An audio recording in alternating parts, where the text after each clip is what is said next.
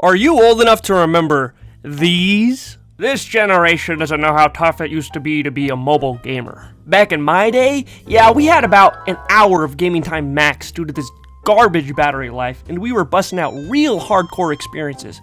Ever heard of Tetris? Yeah, I don't think so. It's probably too advanced for someone like you. Snake? Y'all know about Snake? This game required pinpoint tactical precision. Oh, God. Mom, yes, of course I want Quiznos for dinner. Is that even a question? No, Mom!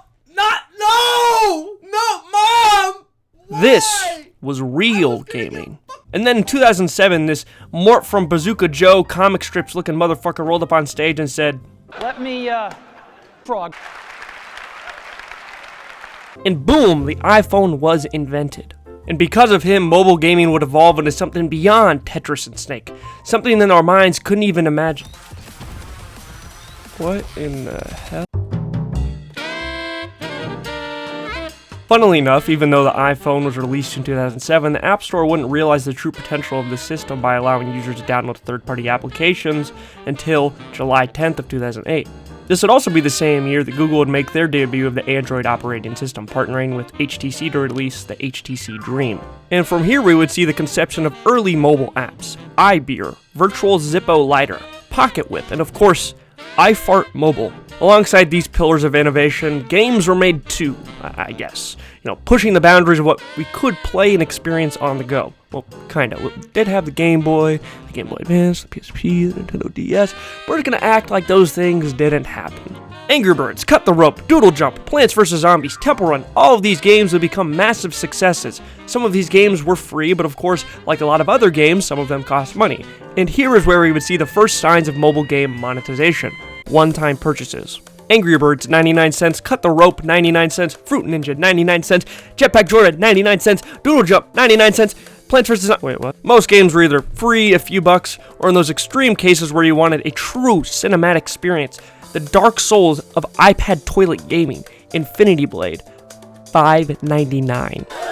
Well, at least that's how it looked over on iPhone, but on Android, things were a different story. You see, upon the launch of the Android operating system, Google did not allow for items on the App Store to be purchased. Everything was a free download.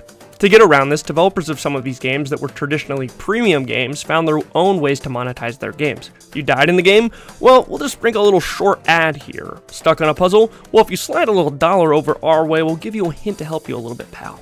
It would not take too long for Google to reverse the decision only a year later in 2009, but by that point, fate could not be undone. The microtransaction had been unleashed and its sins were only yet to come. Now, DLCs, add-ons, and microtransactions had existed in a variety of games before, and although gamers might do the soy jack point at Oblivion horse armor and be like, this was the fall of gaming, and I think it was obviously the foundation for this idea, but in my mind, mobile game microtransactions were the true catalyst. If Oblivion horse armor was a small spark to start the fire, mobile game microtransactions were 1,000 metric tons of raw gasoline thrown on the flame. With the popularity of gaming on mobile smart devices, the microtransaction landscape would turn from a small campfire to an average California summer in what felt like an instant. And what came next was the birth of the premium currency. Well, when I say next, it's more like an in tandem situation, but it's better for storytelling, And of course, premium currencies had existed before, but the rise of base-building sandbox games like Clash of Clans, premium currencies would explode in popularity. The key behind this premium currency strategy was the use of time-based progress blocking. Because of the short-term nature of time spent on mobile games due to their purposely pick-up and put-down design, developers made the decision to block their most dedicated players from progressing too fast. The games were designed to be played daily to increase player retention, and for this reason were also designed to progress through slowly. That way you could enjoy the game for as long as possible. Unlike other game progression systems that might follow a more linear progress path, these games were designed to have players have large spikes in power from big upgrades, while keeping most day-to-day experiences very similar until one of these jumps was made. The longer you played these games, the more the plateaus would extend until the smaller these peaks would be, leading to previously new players who had spent their first few days progressing in the blink of an eye, yearning to match the same tempo of progress, and that's where premium currencies came in. Game developers like Supercell took advantage of players' desire to reach these peaks again, and so designed these systems to encourage users to buy these premium currencies to expedite their progress yet again, with the idea being the less time the player was waiting for something, the more they could be playing something, and the players who wanted to play the game would fork over the money to make sure they could continue to enjoy the game they were playing. Now, complicated explanation aside, this seems fairly counterintuitive, as a lot of players would inevitably leave to probably do or play something else after a while, especially if they felt like their time is being wasted or they are being taken advantage of. But this was an intended design, as the players who would be dedicated enough to a specific game to require these boosts or time skips were the ones most likely to purchase these to begin with. Those dedicated players who stuck around would inevitably and fittingly become known as whales. Companies saw that although they earned small, maybe one-time purchase of currencies from a lot of players, they would see a hell of a lot of their money coming from a singular, uncommon individual who would spend an absurdly large amount of money on their games. A rare find in the vast ocean of players, but quite the catch when you'd get one. And from there, companies realized they really only needed to get that hook into a few of those individuals, and from there, they had enough blubber to fund almost anything else they might need. And so, of course, others followed suit, making games aim to be addictive in the hopes that certain players would become so addicted to their games that, like an addict suffering from withdrawals, could do nothing else but reach for their wallet to ease the pain of not buying a gem pack in the past 10 minutes. And that's where we stumble into yet another one of our sins. You see, instead of perhaps spending a transparently fixed rate for these booster upgrades, companies use their own special little currencies to obscure how much money these players were truly spending on these skips. A person might hesitate to spend, $5 to expedite the progression of an in-game system, money that could instead be used to buy, well, not really much anymore. Hell, I used to be able to get a minimum of 4 McChickens with this bad boy, but $5 might feel like a lot to charge for something that could eventually be earned over time, but 400 gems to skip 8 hours of waiting seems like a pretty good deal, even if those 400 gems converted to $5. This is something that, although works very effectively on adults, it is even more potent in the eyes of children who don't always have a firm grasp on the relationship between this currency and real money. And that's where I'd say the sins of these greedy, money-hungry corporate asshats really start to show. Year after year, the amount of children and teenagers gaining just standard cell phones was beginning to grow fairly quickly, starting even before the release of the iPhone. And naturally, after its release, this trend would continue growing upward for children under the age of 18 owning smartphones. And hell, this study I'm showing only shows smartphones, not things like tablets or other smart devices they might have, and also completely ignores items that might be owned or used commonly by their parents that the child also uses. Either way, my point is that from even before the smartphone's commonly agreed upon point of creation, more and more children were getting their disgusting, sticky hands on smart devices, and more specifically the games on these devices. The same apps that would happen to automatically link their parents' payment information through the App Store, allowing children to casually spend hundreds of dollars on Simpsons Tapped Out. And yes, I'm sorry, Grandma, but I don't think you get that I really super needed to upgrade my Krusty Burger. And do you think this was some sort of accident? No. Developers knew this, and some of them definitely aimed to exploit this. Governments would attempt to intervene, one of the early examples in the US being the FTC settling with Apple to reimburse $32 million to families who had children purchase items without the parents' direct knowledge and consent. Hoping to prevent these sorts of situations from occurring again, Apple and Google would set up some basic preventatives to avoid these situations from occurring again, such as introducing certain parental control settings and features such as Apple's Ask to Buy system for parents.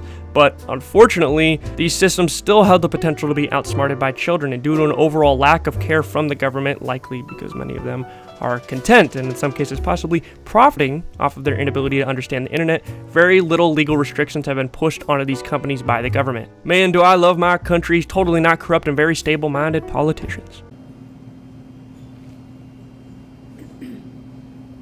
Did you hear the question, Senator? And it would only get worse. And that's because these companies would throw in yet another variable to their already hellish profit model. Gambling. Essentially, loot boxes served as an evolution of the good old pay-to-progress or pay-to-win model we'd seen before, but instead of buying a fixed item, time boost, etc., you paid for the chance to unlock these items. Now, Valve had been one of the early adopters of this online loot boxes, with the popularity of the key and crate system existing in both TF2 and CSGO. These crates existed for a while, but wouldn't be seen as a huge issue by most, but that was until the release of titles like Star Wars Battlefront 2, Middle-earth Shadows of War, and of course the loot box every journalist talking about loot boxes love to use a picture of, Overwatch. Now, the reason for this upheaval is likely due to the fact that CSGO and TF2's loot boxes weren't pay to win, they were simply cosmetic. But Star Wars Battlefront 2 and Middle-earth Shadows of War were some of the glaringly large examples of AAA games using pay-to-win loot box systems. And Overwatch, I don't know, people just didn't like it. Now, with the success of these crates in the West, Eastwood expanded into the Western mobile market with their own twist on online casinos, the gacha game. Now, what exactly are gacha elements? Well, essentially, it's almost exactly like loot boxes, but often in the case of gacha games, it came in the form of specific heroes unlocked from opening some random variation of a loot box. For you everyday sportsman in the audience who loves getting drunk with the boys Friday night, this system is like a lot of the character unlocks you'd see in things like 2K, Madden, and most notoriously FIFA. From what I remember seeing personally, the first two of the big gacha games to influence the Western mobile market were, funnily enough, two Nintendo licensed games, Fire Emblem Heroes and Mario Kart Tour.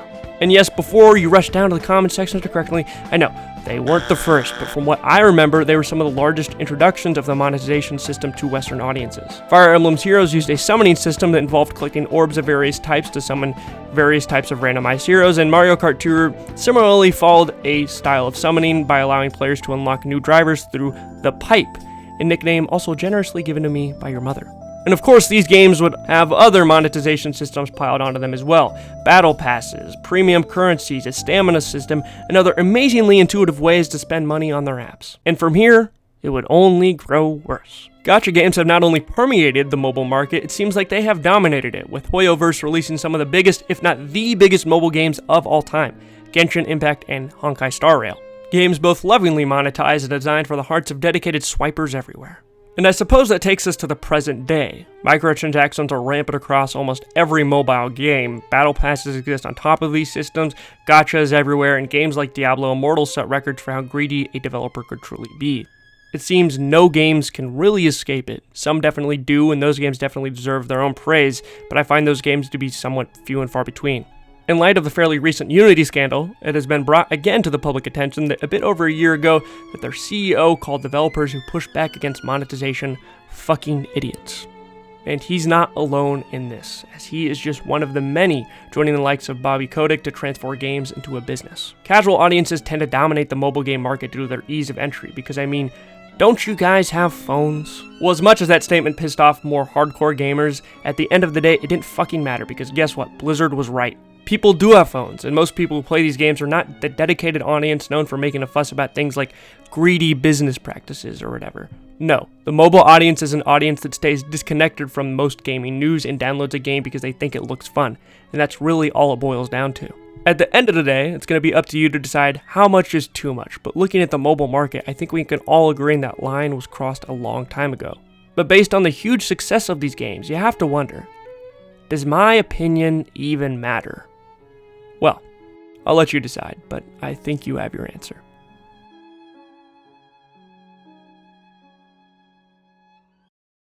Thank you everyone for tuning in. Really had to push this one out. School's been a lot to handle recently, but only one more semester and then maybe I'll have a decent upload schedule, but probably not. Anyways, thanks to this month's patrons: Mads, Dave the Unknown, Griff, Einar Anderson, Turmeric, and Maddie Grady.